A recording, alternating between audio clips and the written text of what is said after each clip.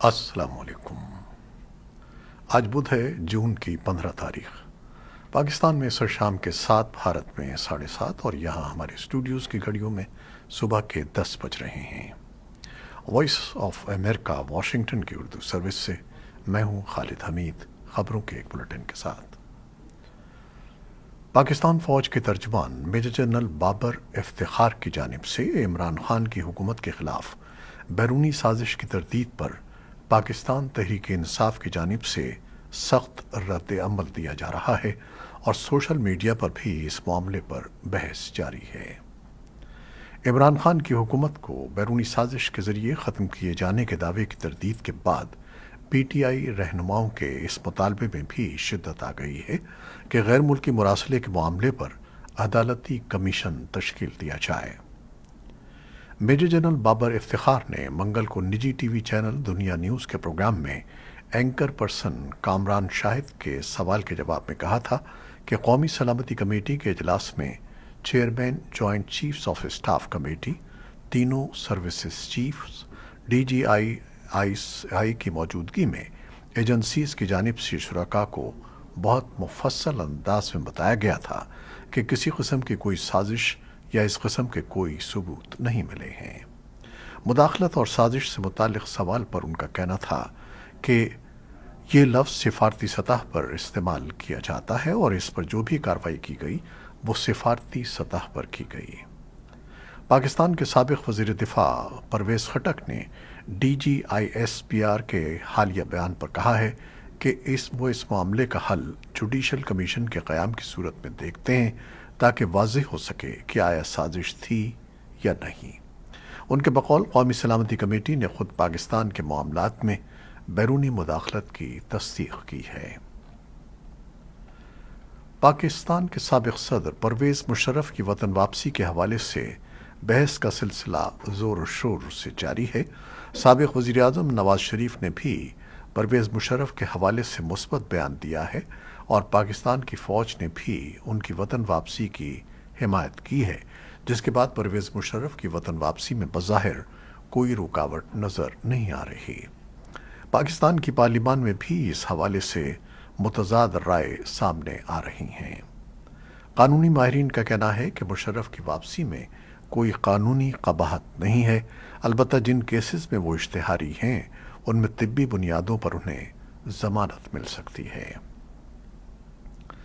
ایران اور پاکستان کے وزرائے خارجہ نے منگل کو تہران میں ہونے والی ملاقات میں افغانستان پر تبادلہ خیال کیا۔ ایرانی دفتر خارجہ کے مطابق ایرانی وزیر خارجہ حسین امیر عبداللہیان نے افغانستان میں جامع حکومت کے قیام کی ضرورت پر زور دیا ہے۔ انہوں نے کہا کہ ایران کو افغانستان میں سلامتی اور استحکام کے خدشات ہیں۔ افغانستان کی سپریم کورٹ کے دفتر کی متعدد خواتین ملازمین نے بدھ کو سپریم کورٹ کے دفتر کے سامنے احتجاج کیا۔ مظاہرین کا کہنا تھا کہ انہیں گزشتہ 10 ماہ کی تنخواہیں نہیں ملی ہیں۔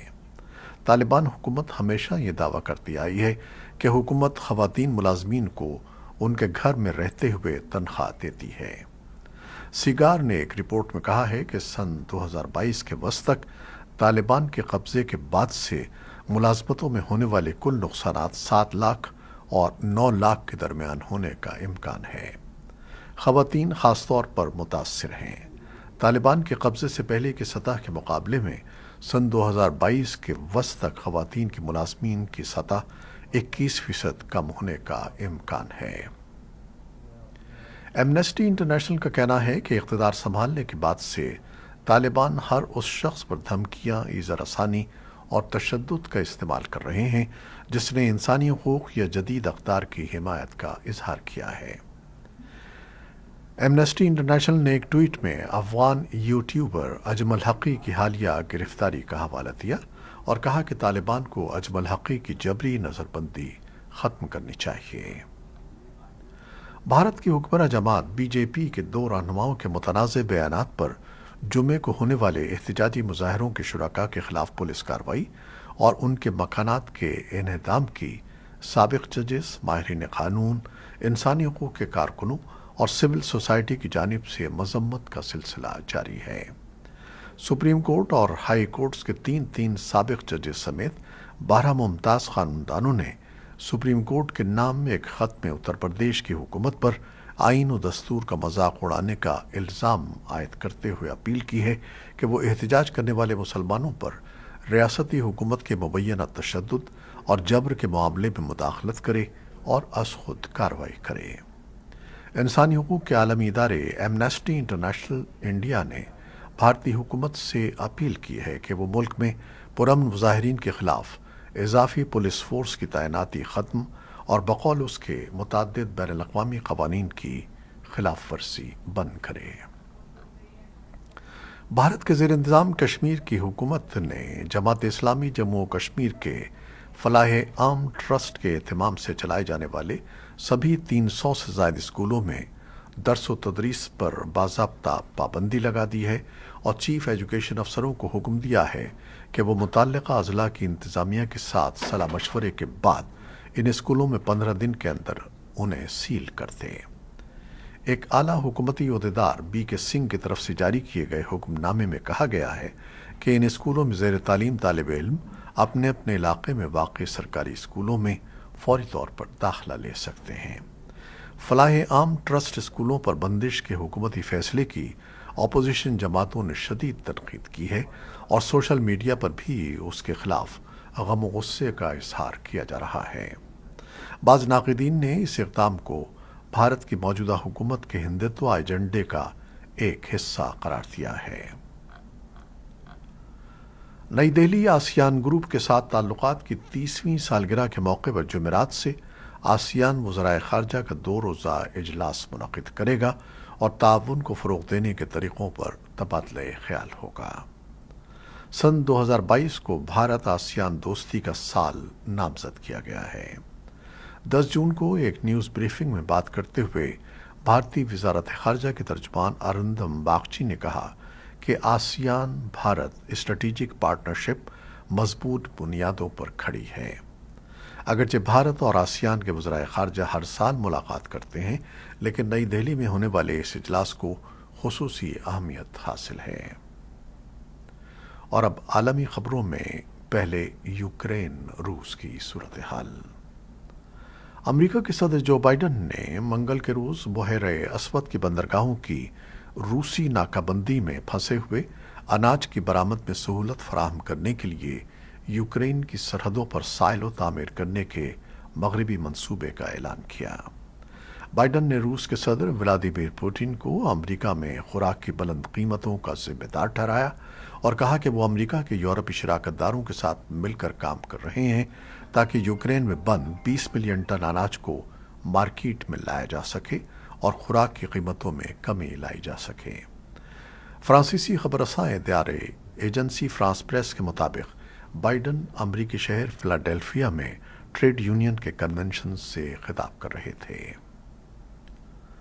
अमरीकी वज़ीर दिफा लॉयड ऑस्टिन आज बुध को नेटो के रुकन ममालिक और दुनिया के दीगर हिस्सों से अपने दर्जनों हम मनसबों के एक इजलास की क़यादत कर रहे हैं ताकि रूस के तकरीबन 4 माह के हमले के बाद यूक्रेन के लिए फ़ौजी इमदाद में इजाफे की ताज़ा तरीन कोशिशों पर तबादला ख्याल किया जा सके।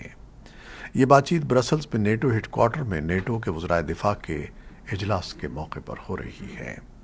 यूक्रेन के दिफाई राब्ता ग्रुप की गुज़श्ता माह एक वर्चुअल मीटिंग ने तकरीबन 50 ममालिक के नुमाइंदों को मुतवज्जे किया और नए इमदादी पैकेजों का वादा किया। यूक्रेन के हुक्काम बैनुल-अक़वामी शराकतदारों पर जोर देते हैं कि वो रूस के ख़िलाफ़ यूक्रेनी अफ़वाज की मदद के लिए मज़ीद हथियार ख़ास तौर पर भारी तोपखाना भेजें। नेटो के सेक्रेटरी जनरल यान्स स्टॉल्टनबर्ग ने मंगल को सहाफ़ियों को बताया कि यूक्रेन के पास ज़्यादा भारी हथियार होने चाहिए।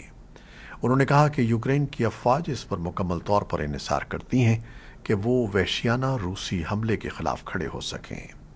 ये बातचीत ऐसे वक्त में हुई है जब रूसी अफ़वाज मशरक़ी सनती शहर सेवरोदोनेत्स्क का मुकम्मल कंट्रोल हासिल करने के लिए ज़ोर दे रही हैं, जो डोंबास इलाके में वाक़ है और जिसे रूस ने यूक्रेन में अपनी कार्रवाई का बुनियादी मरकज़ करार दिया है। यूक्रेन के सदर व्लादिमीर ज़ेलेंस्की ने मंगल को देर गए एक वीडियो पैगाम में कहा कि डोंबास में डटे रहना बहुत ज़रूरी है। डोंबास इस फैसले की कलीद है कि आने वाले हफ्तों में कौन गलबा हासिल करेगा। इंसानी हकूक़ की तंजीम एमनेस्टी इंटरनेशनल ने पीर को रूस पर यूक्रेन में जंगी जराइम का मुर्तकिब होने का इल्ज़ाम लगाया।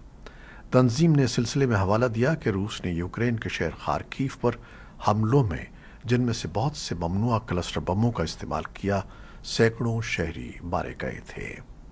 फ्रांसीसी खबरसां इदारे एजेंसी फ्रांस प्रेस के मुताबिक एमनेस्टी ने यूक्रेन के दूसरे सबसे बड़े शहर के बारे में एक रिपोर्ट में कहा कि खार्कीव में रिहायशी मोहल्लों पर बार बार की जाने वाली बमबारी अंधाधुंध हमले हैं। एमनेस्टी ने कहा कि इन रूसी हमलों में सैकड़ों यूक्रेनी शहरी हलाक और जख्मी हुए हैं और ये जंगी जराइम हैं। अक़वाम मुत्तहिदा के हुक्काम ने मंगल को बताया कि यमन भर में 2 अप्रैल से आरजी जंगबंदी ने कुछ मुश्किलात को कम किया है, लेकिन मुल्क को अब भी खुराक के खतरनाक बहरान का सामना है, जिसमें 19 मिलियन अफराद भूख का शिकार हैं। अमेरिका में एक हुकूमती मुशावरती पैनल ने स्कूल जाने वाले बच्चों और नौउम्रों के लिए कोविड वैक्सीन के एक दूसरे ब्रांड की तौसीक की है।